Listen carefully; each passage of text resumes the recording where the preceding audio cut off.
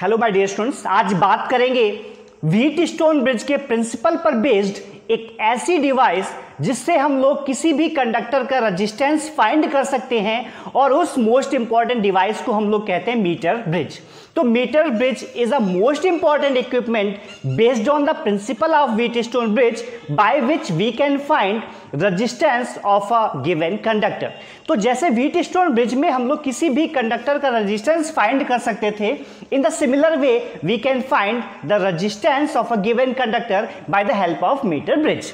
तो सबसे पहले समझते हैं मीटर ब्रिज के इक्विपमेंट के बारे में। The metre bridge is shown in the figure. AC is 1 meter wire of magnin which is fixed along a scale on a wooden base. The area of cross section of the wire is same at all places. The ends A and C of the wire are joined to two L-shaped copper strips carrying binding screws. And there are two gaps either side. Number one is left gap and the next one is right gap.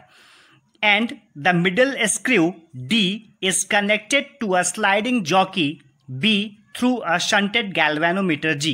The knob of the jockey can be made to touch at any point on the wire.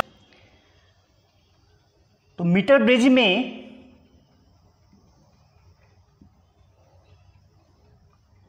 a strip of copper is used in such a way that there are two gaps.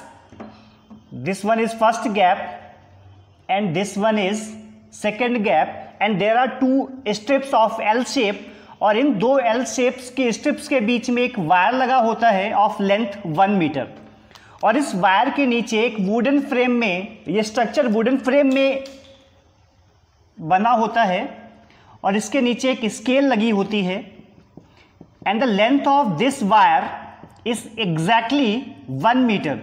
That's why it is called meter bridge. तो इस wire की length होती है, एक resistance का wire होता है and the length of this wire is exactly 100 centimetres, that is 1 metre. तो भी यहाँ पर कुछ स्क्रू लगे होते हैं in this copper strip और इन दोनों, इस वाले गैप में, in first gap we connect a resistance box. Resistance box से आप अपने अकॉर्डिंग कोई भी रेजिस्टेंस सेट कर सकते हैं.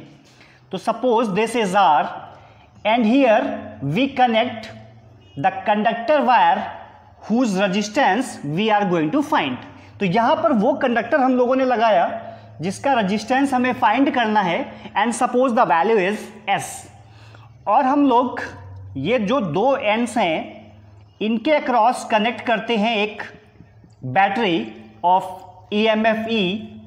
Here a rheostat and a key is used for switching on and off the circuit. This is key, this is rheostat, this is a battery of EMF E and this is a resistance wire. तो suppose अभी क्या करते हैं कि एक ये बीच का जो पॉइंट रह गया है स्क्रू, यहाँ पर एक हम लोग सेट करते हैं गैल्वेनोमीटर और यहाँ हम लोग एक गैल्वेनोमीटर लगाते हैं.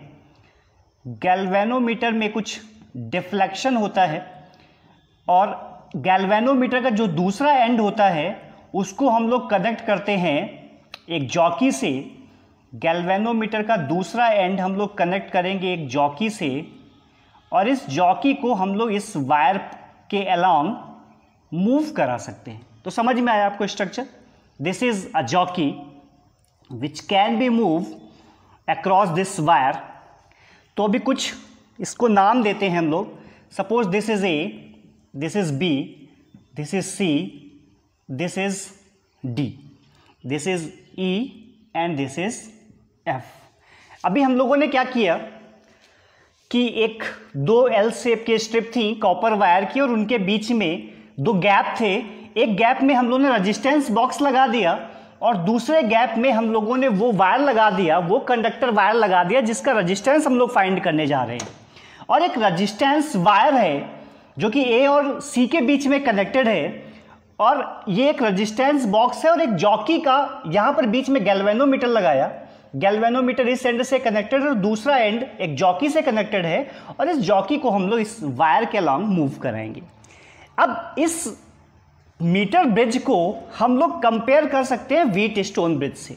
अभी आप देखें व्हीटस्टोन ब्रिज क्या था, it is a arrangement of 4 resistances in parallelogram in such a way that the net current in galvanometer be 0, then it is called a balanced Wheatstone bridge। तो अभी क्या होता था कि अगर गैल्वेनोमीटर में कोई करंट फ्लो नहीं हो रही है, यहाँ पर हम लोगों ने एक लगाई थी बैटरी और यहाँ पर की लगाई थी, और जैसे हम स्विच ऑन करते थे और गैल्वेनोमीटर में कोई करंट फ्लो नहीं होता था, तो हम लोग बोलते थे कि ये व्हीटस्टोन ब्रिज बैलेंस्ड है, this is a balanced Wheatstone bridge.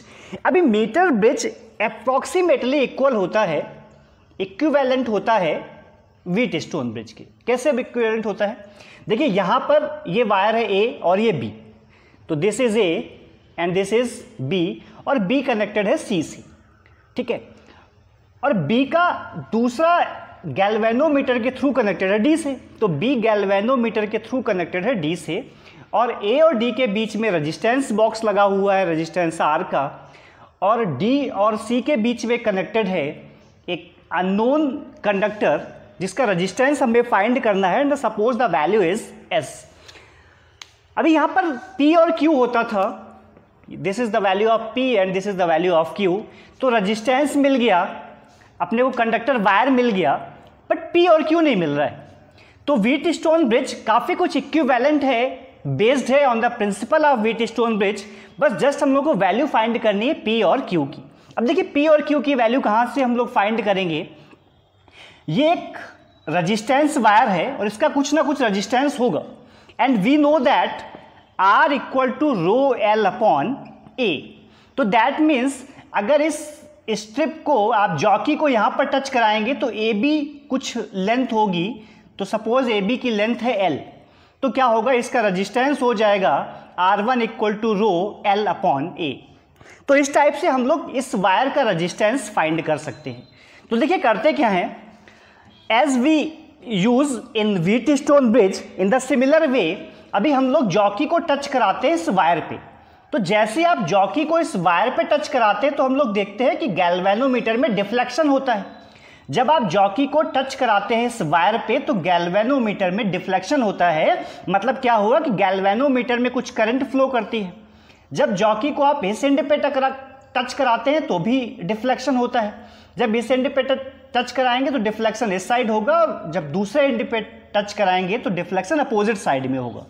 मतलब क्या हुआ कि बीच में, इन दोनों के बीच में, ए और सी के मिड में कोई भी एक ऐसा पॉइंट हो सकता है जिस पॉइंट पे अगर आप जॉकी को टच कराएंगे तो there will be no deflection in galvanometer. What is the meaning of no deflection in galvanometer? Galvanometer में कोई डिफ्लेक्शन नहीं हो रहा है, that means there is no current is flowing through galvanometer. तो सपोज जब जॉकी को हम लोग एक पॉइंट बी पर टच कराते हैं तो यहां पर गैल्वेनोमीटर में कोई डिफ्लेक्शन नहीं होता है। That means when jockey is connected to the wire AC on point B, then no deflection in galvanometer। तो भी गैल्वेनोमीटर में कोई भी डिफ्लेक्शन नहीं होता है, दैट मीन्स ये व्हीटस्टोन ब्रिज बन गया। भाई ये पॉइंट हो गया R और ये पॉइंट हो गया S, और ये कहाँ पे टच करा है, इस लेंथ L पे। इस लेंथ को आप यहाँ पर स्केल से मेजर कर सकते हो, और सपोज इसकी वैल्यू कितनी है, L है, तो भी इसका रेजिस्टेंस क्या हो जाएगा, resistance of wire A B. अभी ए बी वायर कुछ रेजिस्टेंस हो जाएगा, कितना रेजिस्टेंस हो जाएगा, सपोज इसकी वैल्यू P है, दिस इज P, और जो रिमेनिंग वायर है वो हो गया Q। तो अभी अपने को चारों पॉइंट मिल गए P, Q, R और S। तो P की वैल्यू क्या हो जाएगी रेजिस्टेंस की, रेजिस्टेंस का फॉर्मूला होता है R equal to rho L upon A. Resistance का फॉर्मूला क्या होता है, R equal to rho L upon A. तो इस वायर का रेजिस्टेंस क्या हो जाएगा, इसका रेजिस्टेंस हो जाएगा रो, लेंथ है L और एरिया है A, तो इसका रेजिस्टेंस P का रेजिस्टेंस हो जाएगा रो L upon A, and the remaining resistance that is resistance of Q। Q का रेजिस्टेंस क्या हो जाएगा, इसकी लेंथ हो जाएगी 100 माइनस L। देखिए ये लेंथ अगर L है then the remaining length will be 100 minus L। तो Q का रेजिस्टेंस हो जाएगा 100 माइनस L और अपॉन A, तो R equal to rho L upon A। तो P का जो रेजिस्टेंस हुआ वो हुआ रो L अपॉन A, और Q का रेजिस्टेंस हुआ 100 rho 100 minus L upon A. अभी जैसे एक बार P और Q की वैल्यू आ जाती है तो हम लोग क्या देखते हैं, इसको मैं रफ कर रहा हूं कि व्हीटस्टोन ब्रिज में जब बैलेंस्ड होता है तो P और Q का ratio P upon Q equal होता है R अपॉन S की। अभी यहां पर भी सिमिलर वे में ये व्हीटस्टोन, अभी ये मीटर ब्रिज बैलेंस्ड हो गया है, बैलेंस्ड व्हीटस्टोन ब्रिज हो गया है, क्योंकि जॉकी को जब इस पॉइंट पे टच करा रहे हैं तो गैल्वेनोमीटर में कोई भी डिफ्लेक्शन नहीं आ रहा है। There is no deflection in galvanometer, that means there is no current flowing through galvanometer, hence the current in branch BD will be equal to 0।